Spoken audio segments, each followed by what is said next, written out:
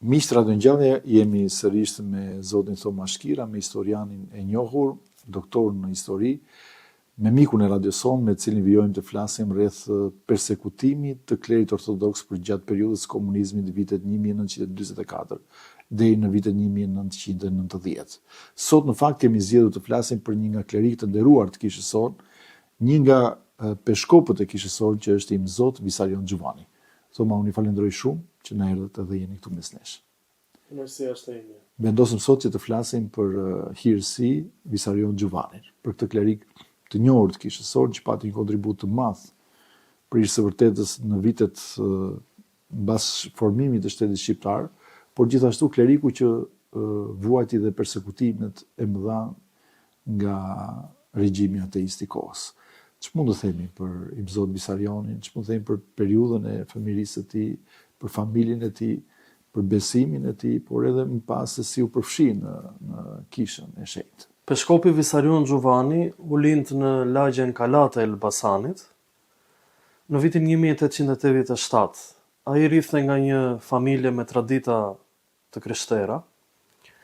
Babai i tij i quhej Jani, ndërsa mama e tij ishte Eftimi Biraja. Kjo e fundit kishte lidhje farefisnore me Konstantin Kristoforidhin. Dhe vetë Visarioni që në emrin që ai mori kur lindi, i cili thëritej Petri, ishte një nga vëllezërit më të mëdhenj ndër 4 vëllezër. Edhe më parë, familja e tij shuhej për besimin tek Zoti dhe ka pasur edhe disa familjarë të cilët janë të dedikuar ndaj kishës që herët. Për shembull, një hall e Visarion Xhuvanit në shekullin e 19 ishte dedikuar dhe ishte besuar tek igumeni dhe tek murgeshat e manastirit të Shën Jon Vladimirit, dhe pasi kishte qëndruar atje dhe thëritej si motër murgesh Dona, meqense emri i saj ishte Donika, shkoi në vendet e shenjta dhe thëritej si motër Haxhia ose murgesh Haxhia, që është e njohur edhe është direkt halla e tij. Kurse vete e jema e tij ishte motër e një prej priftërinjve të Elbasanit, të Papa Minajit. Pasi kishte dëgjuar mjaft të dhëna prej hallës vet dhe që ajo ja transmetonte jo vetëm Petrit në atë kohë, po edhe vëllezërve të tjerë, ai zgjodhi që t'i dedikojë Zotit. Dhe një nga shtysat që vetë Visarion Xhuvani ishte që të ndiqte rrugën e dedikimit dhe të ndiqte edhe deri në shkallën e lartë të klerikale të peshkopit, ishte dhe mema e tij, Efthimia, siç e përmendëm. Shkollimi i tij nisi fillimisht në Elbasan,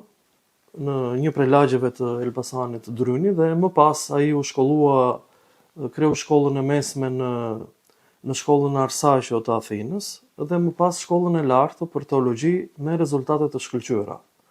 Më pas ai edhe u doktorua për teologji në Athinë dhe u bë dhe njëkohësisht edhe lektor në Universitetin e Athinës. Pra kemi të bëjmë me një figurë të rëndësishme, të arsimuar, një person i cili njihte disa gjuhë të huaja, që ju dedikua kishës. Pasi u jerotonis në vitin 1918 si klerik, ai shërbeu për pak kohë në Sofje të Bullgarisë edhe në Rumani, dhe më pas erdhi në Shqipëri, dhe duhet kemi parasysh që në atë periudhë ishte pak vite që ishte shpallur i pavarur shteti shqiptar, dhe njëkohësisht ishte dhe fryma për autoqefalinë e kishës, dhe ishin bërë përpjekje, dhe natyrisht Visarion Xhuvanin e shohim edhe në kongresin e parë panortodoks të Beratit të vitit 1922, që ishte një nga klerikët. Në atë kohë ai ishte arqimandrit, ishte klerik i ullët, prift, por që mori pjesë në këtë kongres dhe ky kongres nxori vendimet e asaj kohe të rëndësishme, pavarësisht se ishte një fillesë e cila nisi, se të thua, startoi zyrtarisht përpjekjet për autoqefali, por që nuk ishin të njohura nga patriarkana ekumenike në atë kohë, sepse një nga arsyet kryesore ishte sepse nuk ishte praninë e episkopëve në atë kohë. Dhe siç e dim, aty ku nuk ka episkop, aty nuk kemi dhe kuptimin e një kishe të ngritur, që meqense peshkopi është kreu i kishës në rafshin e peshkopatës dhe jurisdiksionit ku ai shërben. Visarion Gjuvani, në qoftë se do të vijojmë më tej, vijon dhe fillon dhe kërkon të bëj përpjekje për të bashkëpunuar, dhe një nga synimet e tij ishte që të vishej episkop ose peshkop, dhe meqense këtu tereni në vitet 20 nuk ishte i favorshëm për të, sepse kushtet ishin antikanonike për ta realizuar të gjë, domethënë ai kërkonte që të vishej, dhe ndodhi që njëkohësisht e shohim edhe disa dimensione, aspekte të kontributit të tij. Meqense ai u zgjodh si këshilltar për Elbasanin në këshillin si senator, të themi, dhe vijoi detyrën e tij si deputet nga vitet 1920 deri në vitin 1924, ku dhe aty edhe si deputet në bisedimet parlamentare ai vinte nxirrte në pah njëkohësisht edhe çështjet e kishës, çështjet ekonomike të kishës, meqense kishin të bënin me një kishë të varfër, ose përpjekjet që e autoqefalisë të cilat të zyrtarizoheshin nga shteti. Dhe natyrisht mund të themi se në periudhën asaj kohe, vetë arqimandriti Visarion Gjuvani në përpjekjet e tij për të ndihmuar, se thua, kishën autoqefale, u përpoq dhe pati mbështetjen ose ndoqi iniciativën edhe vullnetin edhe të fillimisht të kryeministrit Ahmet Zogut dhe më pas mbretit Ahmet Zogut parë, me qëllim që komunitetet fetare të pavarësoheshin edhe të kishin një shkëputje nga qendrat e tyre historike shpirtërore, dhe u përshtatën këto kushte, dhe në vitin 1925 Visarion Gjuvani nga arqimandrit vishet peshkop. Këtu kushtet në atë periudhë nuk kishte peshkop të cilët të ishin që ta vishnin atë, domethënë që të ishin, sepse dy peshkopët, njëri që ishte eksarku i patriarkanës Hierotheu Jaho, po edhe tjetri që ishte Kristofor Kisi, nuk pranuan kushtet që vendosi Ahmet Zogu për ta mbajtur disitën e nështruar kishën ortodokse, dhe nuk e hierotonisën në peshkop Visarion Gjuvanin, dhe për këtë gjë ai kërkoi ndihmë nga jashtë, dhe me bekimin e patriarkut të Serbisë të asaj kohe Dimitrit, shkon në Maltëzi dhe në Kotor hierotoniset nga dy peshkopë rusë. Pavarësisht se ai bëri këtë veprim, e cila ngjalli polemika, qoftë edhe nga pjesa tjetër e kishës të asaj kohe, siç ishte për shembull Ad Vasil Marko, meqense ai në momentin e hierotonisjes nuk e pranoi dhe që binte në kundërshtim edhe me rregulloren e Këshillës së Lartë që ishte caktuar në vitin 1922, por edhe njëkohësisht edhe patriarkana kursesi, patriarkana ekumenike e kishës mëm, kursesi nuk mund ta pranonte hierotonin në episkop të Visarion Gjuvanit. Pavarësisht kësaj, në vitin 1929, Zogu i parë ndryshoi kursin, si të thuash, dhe devijoi, si thua, edhe kishte lënë mënjan edhe peshkopët e tjerë të cilët ishin kanonikë në Shqipëri, siç përmenda Jerotheo Jaho apo Kristofor Kisi, po dhe më pas një peshkop tjetër eksark i patriarkanës që erdhi në vitin 1925, nuk e kujtoj emrin tani për momentin, dhe duke lënë mënjan këta i zgjodhi që të mbështeste Visarion Xhuvanin për të pasur kishën më të nënshtruar, të themi, në atë periudhë. Dhe pavarësisht të kësaj situate, natyrisht Visarion Xhuvani ka bërë përpjekje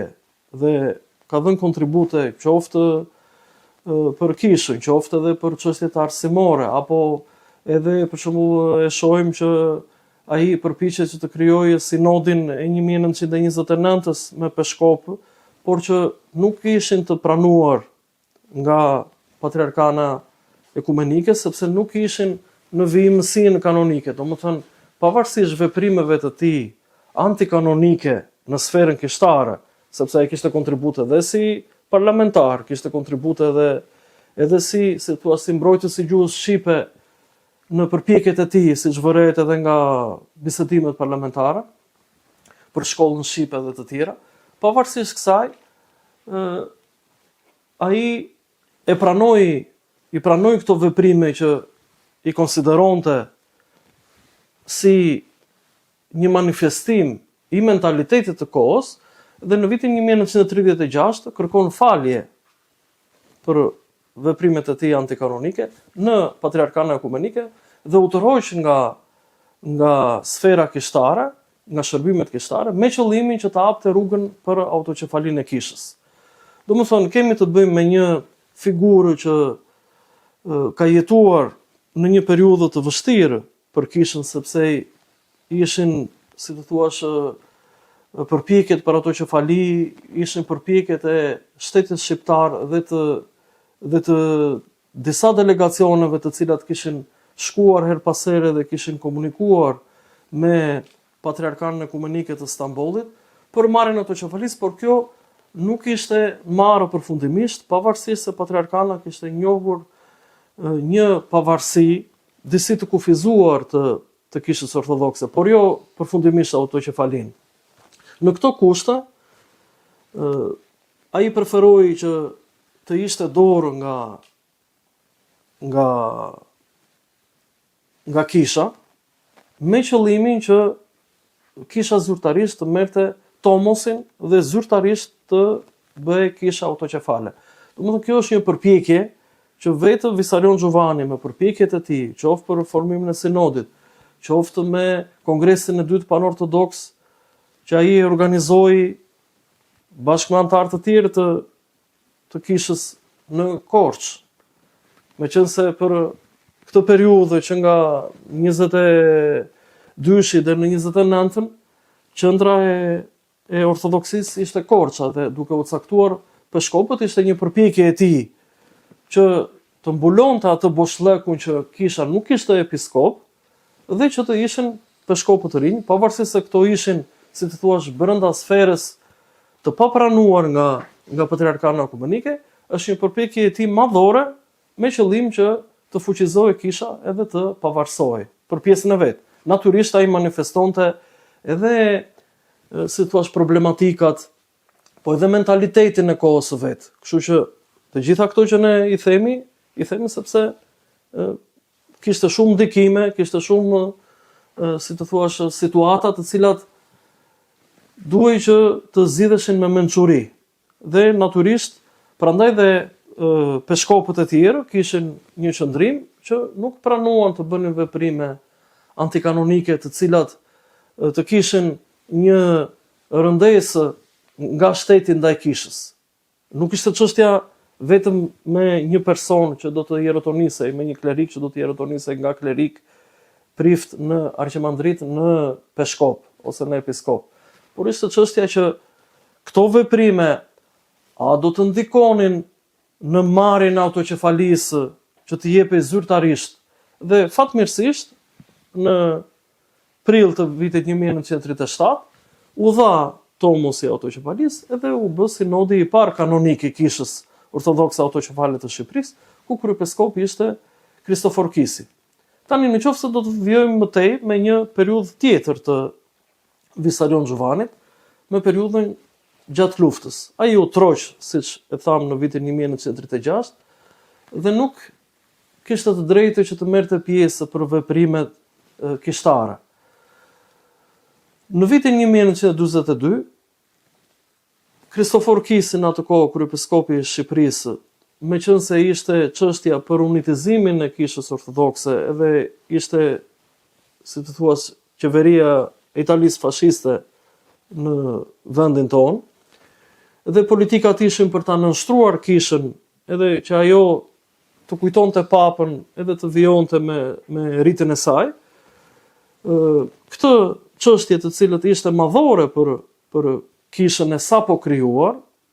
që sapo kishte marrë tomosin zyrtarisht, të përballej me këtë çështje dhe Kristofor Kisi bën një zgjidhje të zgjuar. Ai gradon në episkop Peshkopin Irinë Banushi në shkurt të vitit 1941 në manastirin e Shënaumit dhe njëkohësisht thret episkopin Visarion Xhuvani, i cili ishte i tërhequr edhe qëndronte këtu në Tiranë, dhe i thotë eja të marrësh pjesë dhe të shërbesh si mitropolit i Beratit, Vlorës, Kaninës. Ai e pranon këtë gjë dhe me një dekret, qoftë qeverisë asaj kohe, po qoftë edhe me dekret nga kryepiskopi dhe nga sinodi i kishës, ai emërohet si mitropolit dhe shërbeu si mitropolit i Beratit nga viti 1942 deri në vitin 1946. Pra, kjo përpjekje që dhe futja në lojë e Peshkop Visarion Xhuvanit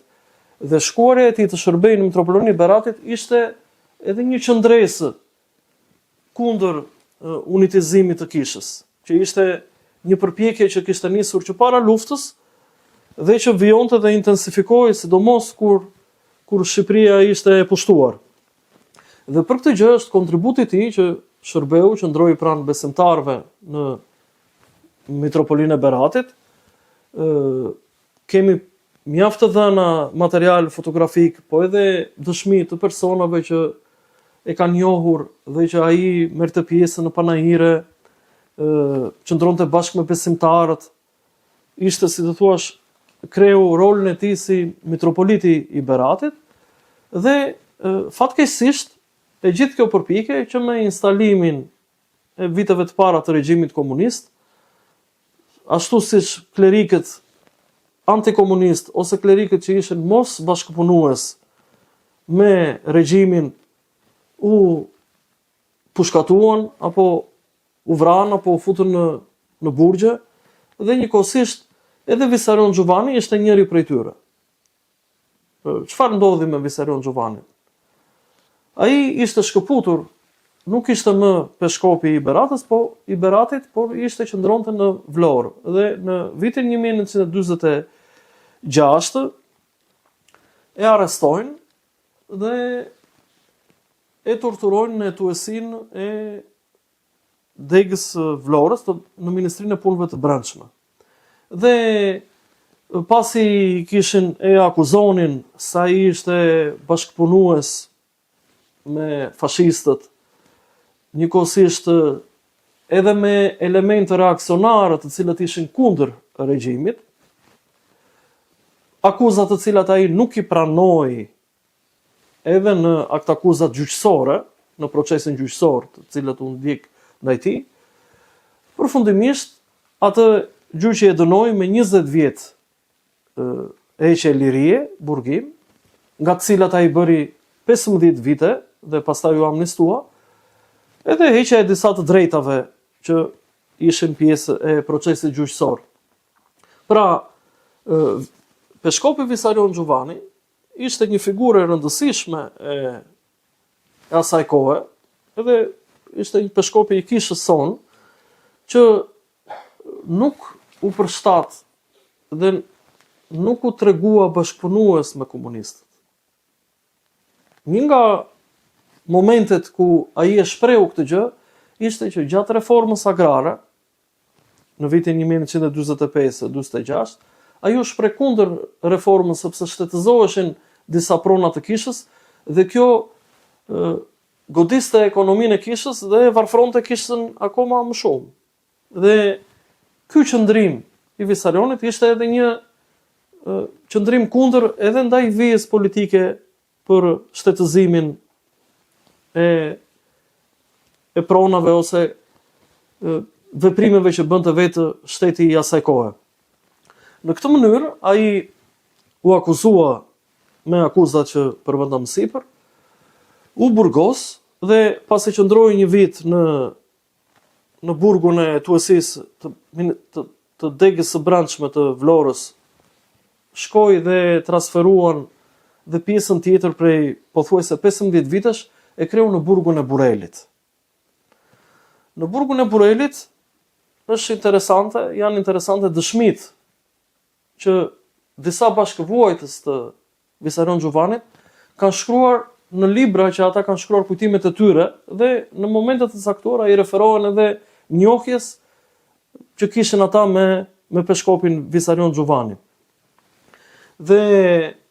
kemi një prej tyre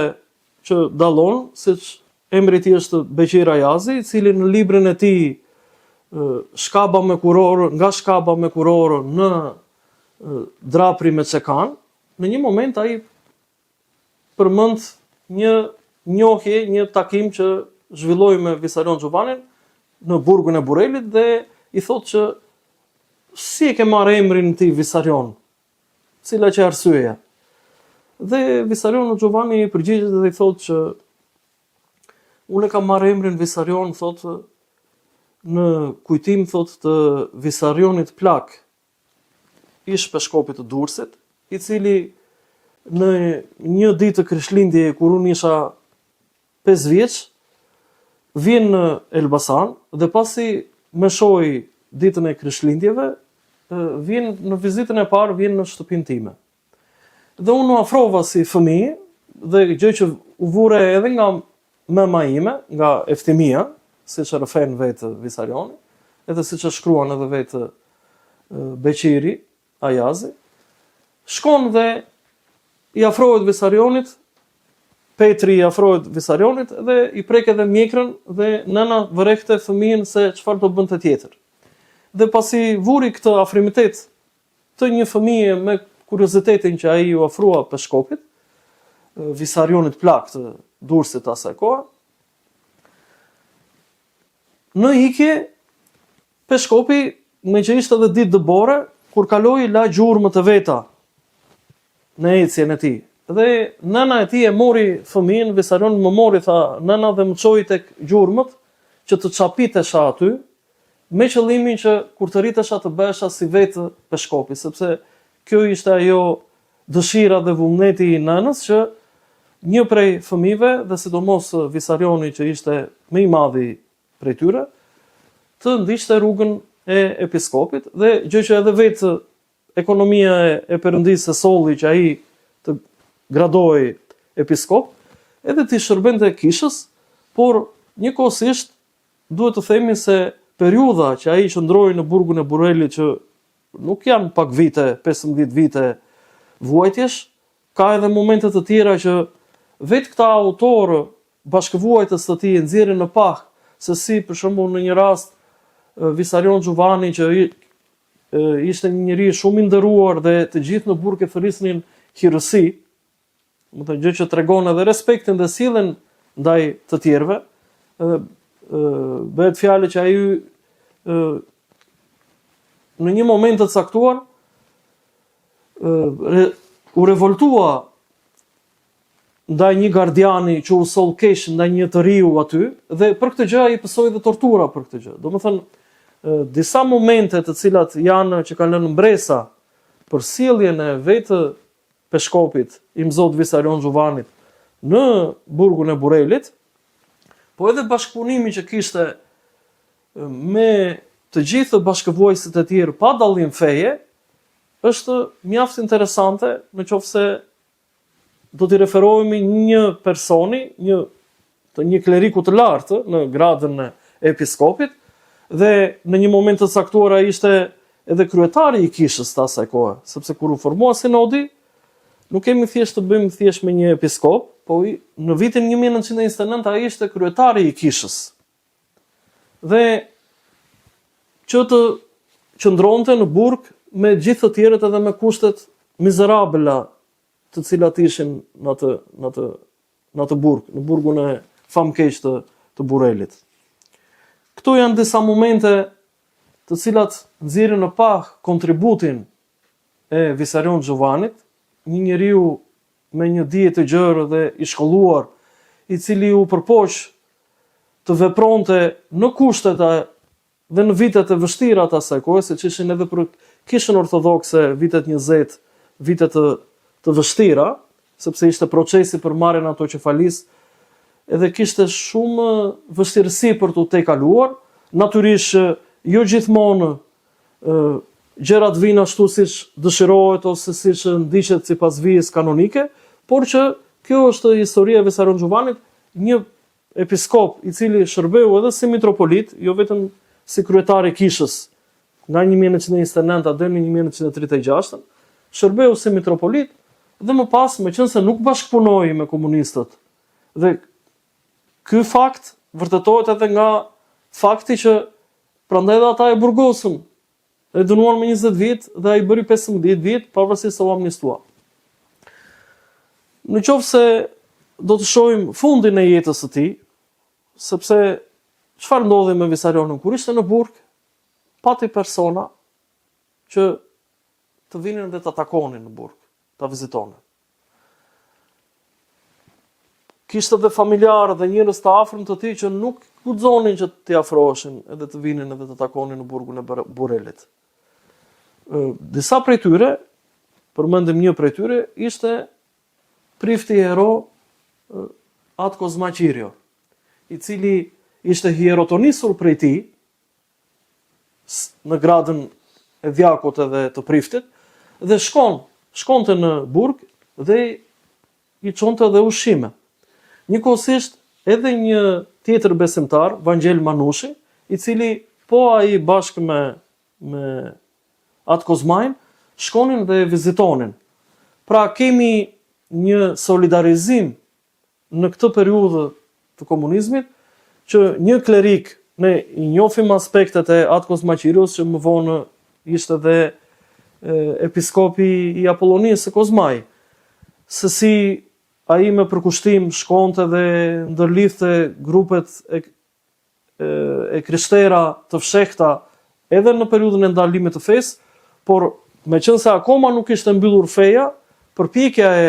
e tij që të shkonte të takonte ishte e madhe, dhe siç na thuhet edhe nga dëshmitë e këtyre autorëve bashkëvuajtës të peshkopit Visarion Gjovani, ai merrte këto ushqime dhe këto dhurata që jepnin edhe besimtarë të tjerë dhe i ndante si nafora tek ne të tjerët. Domethënë ai e ofronte dhe e jepte edhe për të tjerët, nuk është se e mbante. Biles kemi edhe një rast që në burg ai mbante në mbrëmje, afër fetës së bukës ai mbante edhe një vezë të zjerë. Dhe e mbante aty në mbrëmje, por nuk e çante, nuk e thyente për ta ngrënë. Dhe çdo ditë ai bënte të njëjtën gjë, e nxirrte aty dhe edhe i thon dikush, pse e mban aty, thotë, dhe nuk e thyen vezën për ta ngrënë. Dhe i thotë, unë këtë e mbaj, thotë, për të treguar, thotë, këtyre xhelatëve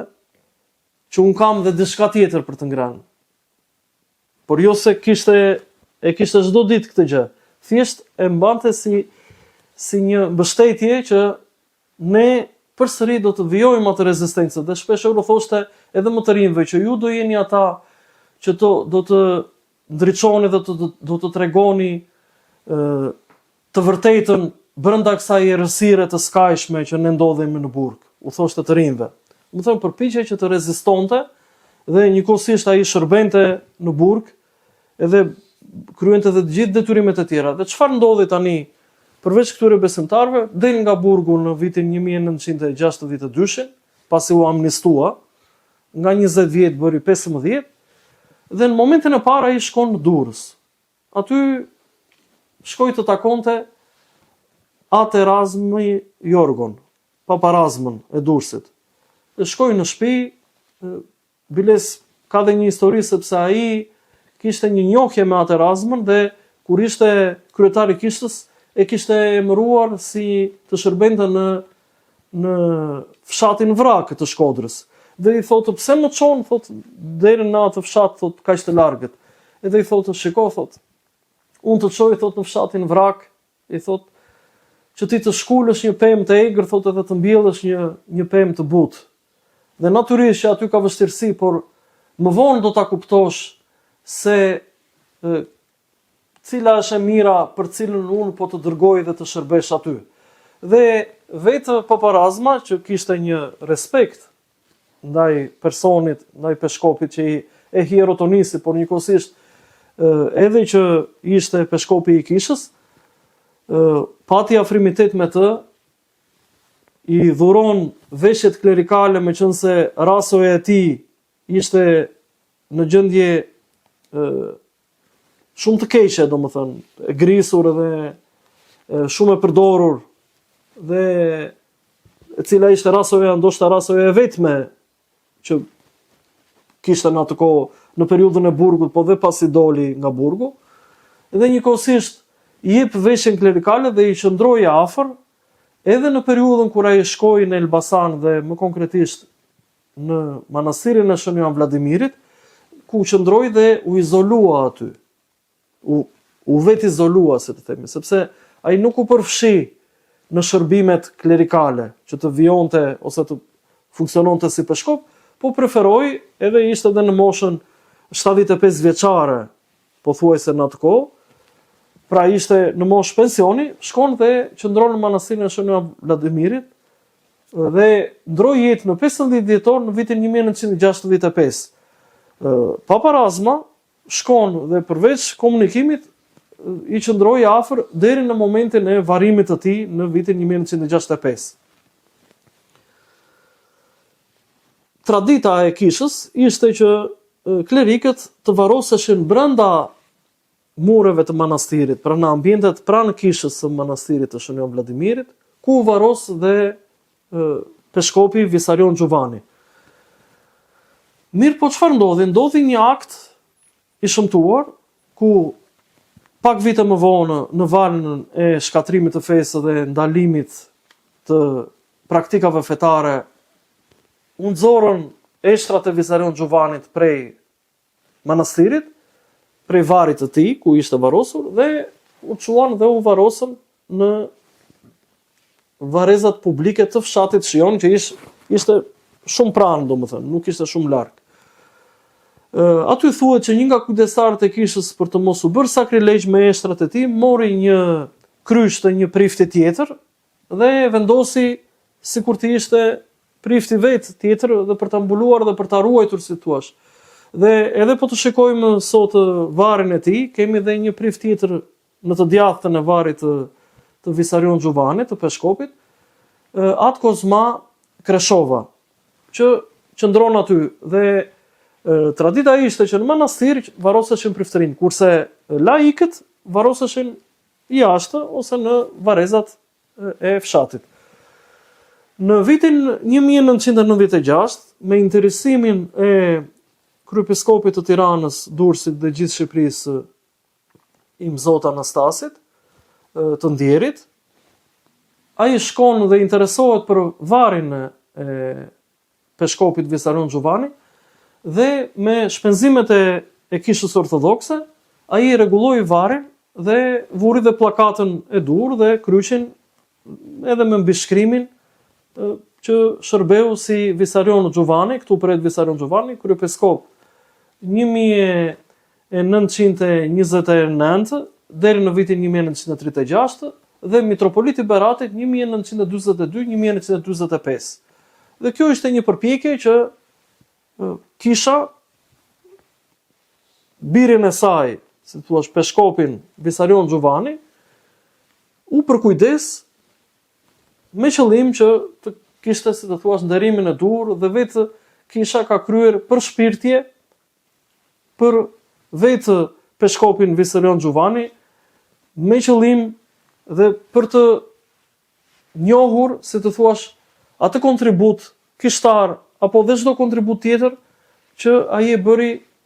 për kishën edhe për gjithë bashkësinë ortodokse dhe për shoqërinë shqiptare mbar. Këto ishin disa momente të cilat tregojnë profilin e një kleriku të lartë të përndjekur, siç ishte Peshkopi Visarion Giovanni, i cili i mbijetoi 15 viteve të burgimit të burgut të Burelit, dhe që vjen dhe qëndron dhe mbyll sytë prehet më Zotin në pranë manastirit të Shën Jan Vladimirit, pranë njerëzve të tij të dashur që kanë shërbyer edhe në atë manastir historikisht, nga familjarët e tij, por edhe nga anëtarët e tjerë të bashkësisë. Thoma, unë falenderoj shumë që na sollët një profil të qartë tashmë për të gjithë ne, të një prej klerikëve që përbën edhe plejadën e atyre hierarkëve të kishës sonë, të cilët padyshim patën një kontribut të veçantë si në autoqepalinë e kishës sonë ortodokse, por edhe në ruajtjen e saj, në mbrojtjen e saj dhe gjatë periudhave të vështira të përpjekjes unionizmit që donte të bënte Italia fashiste, por edhe dua të them që kontributi këtyre hierarkëve ndihmoi edhe fuqizoi dhe besimtarët cilët edhe gjatë periudhës së komunizmit, edhe në kohën kur feja u ndalua me ligj, sërish besimtarët fal kontributit, mësimeve, shembujve të këtyre hierarkëve, arritën që të mos e braktisnin besimin e tyre, të mos e hiqnin besimin e tyre, të mos e shkulnin nga zemra dhe shpirtat e tyre. Miqtë Radio Ngjallja, folëm me zotin Thoma Shkira, doktorin në histori, folëm pikërisht mbi profilin dhe personalitetin e një prej hierarkëve të mëdhenj të kishës sonë, im zot Visarion Giovanni. Do të vijojmë të flasim sërish me zotin Thoma, me profesorin ton, do flasim pikërisht për klerik të tjerë të cilët vuajtën nga persekutimi i egra ateist i viteve 1944 deri në vitin 1990. Miru takosh dhe miru dëgjofshi.